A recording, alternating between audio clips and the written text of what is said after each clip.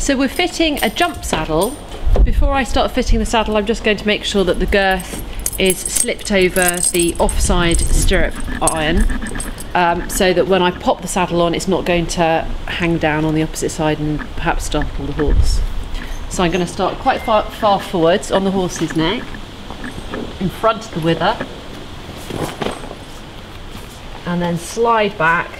And with a jump saddle, in comparison to a dressage saddle, the rider's centre of gravity is going to be further forwards. So with the dressage saddle that we fitted earlier, the saddle was going to sit a little bit further back, right in the middle, towards more of the middle of the horse. With a jump saddle, with the rider being in a light seat most of the time, we're going to have the saddle fitted a little bit further forwards. So quite close up to the wither. But the saddle, as I said, should slide back and stop in the correct place right from the beginning. So I'm happy with that. I'm going to go around to the offside and then carefully drop the girth down, and then I will secure to the near side. So with the girth straps, we're making sure that the girth is secured to the first and the third strap. So we have the central second strap as our spare girth strap in case one of them breaks. So checking for the fit of the jump saddle, we'll come round to the front of the saddle and make sure that we've got a good clearance of 4 fingers from the wither to the front arch, the pommel of the saddle. So we're now looking at the actual seat of the saddle and thinking about where the rider is going to be sitting. So ideally we want the rider's seat bones incredibly level in this area, front to back. So we want the rider's seat to be level with the floor.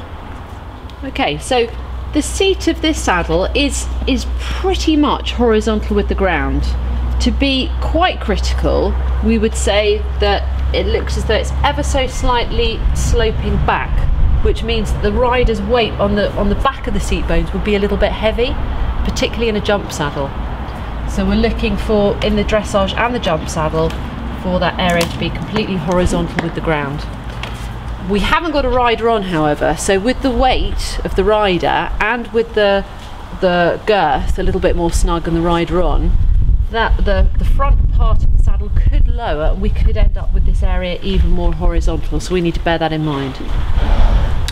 So if the saddle was too wide for this horse, what would happen is the front arch of the saddle would really drop down on the wither, and then the back part of the saddle would really rise up, and then you'd have a lot of movement at the back, and then as you can see the area at the front really going squashing down either side of the wither.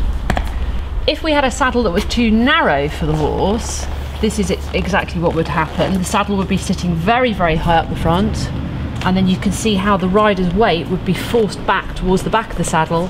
There would be a lot of pressure more towards the loin area of the horse.